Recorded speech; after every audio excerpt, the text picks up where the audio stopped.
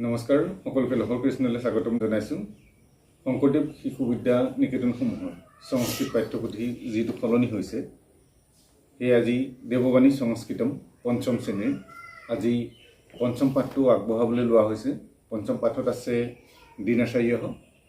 গতিকে এই পাঠটো কেনেধৰণে পঢ়ে এইটো আচলতে আমি কথোপকথনৰ জৰিয়তে পঢ়িব লাগে, তেনেকুৱা ধৰণে আলোচনা কৰিব লাগে। তথাপি মই তোমালোকক ইয়াৰ বাক্যবোৰ কেনেধৰণে হৈছে, ইয়াৰ অৰ্থবোৰ কেনেকুৱা হৈছে, লগতে ইয়াৰ প্ৰশ্নোত্তৰ যিখিনি আছে প্ৰশ্নোত্তৰখিনি কেনেধৰণে কৰা হৈছে সেইখিনিও ভিডিঅ'টোৰ জৰিয়তে দেখুৱাব লৈছোঁ। ভিডিঅ'টি আৰম্ভণিৰ পৰা শেষলৈকে চাবা আৰু লাইক কমেণ্ট কৰি কেনে লাগিছে জনাবলৈ নাপাহৰিবা।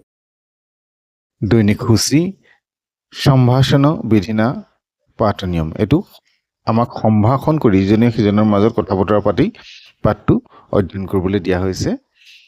মই কেনেধৰণে দিছে বাক্যবোৰ কি আছে সেইখিনি গাই শুনাইছোঁ চোৱা। এইচহ সুমেশহ, এইজন সুমেশ। সুমেশহ প্ৰাতঃকালে পঞ্চবাদনে উত্তিষ্ঠতি। সুমেশে ৰাতিপুৱা 5 বজাত উঠে।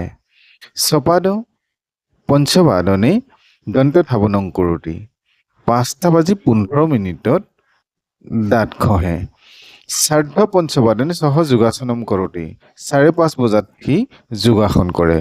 পাদুন সৎবাদনে স্নানং কৰোতি। 6:15 থাকোঁতে গা ধুৱে। সৎবাদনে দেৱস্য চিত্তায় মালাম অৰ্পয়তি। 6 বজাত ভগৱানৰ ফটোত মালা অৰ্পণ কৰে। পূজাং কৰোতি আৰু পূজা কৰে।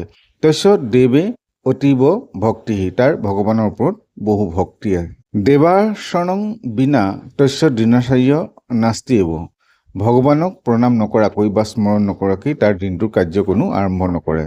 সাৰ্ধ সৎবাদনে 6:30 বজাত সহ গৃহপাঠং লিখতি পঠতি চ, সি গৃহকাৰ্য লিখে আৰু পঢ়ে।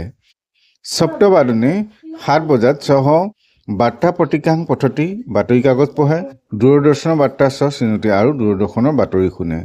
অষ্টবাদনে অল্পাহাৰং কৰতি, 8 বজাত জলপান খায় আৰু চ গচ্ছতি, আৰু বিদ্যালয়লৈ যায়। তাৰপিছত দিছে সময়ং অক্ষৰৈ লিখত, সময়টো আখৰে লিখিব লাগে।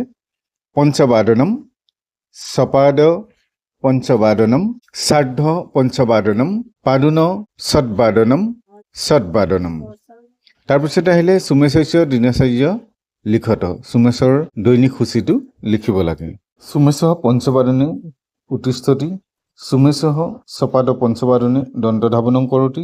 সুমেশঃ সাৰ্ধ পঞ্চবাদনে যোগাসনং কৰোতি। সুমেশঃ পাদুন সৎবাদনে স্নানং কৰোতি। সুমেশঃ সৎবাদনে পূজাং কৰোতি। সুমেশঃ সাৰ্ধ সৎবাদনে গৃহপাঠং লিখতি। ভৱত্যঃ ভৱত্যাঃ দিনাচাৰ্য লিখত, অৰ্থাৎ তোমাৰ নিজৰ দৈনিক সূচী লিখিব লাগে। অহং পঞ্চবাদনে উত্তিষ্ঠামি। অহং সপাদ পঞ্চবাদনে দন্তধাৱনং কৰোমি। অহং অষ্টবাদনে স্নানং কৰোমি।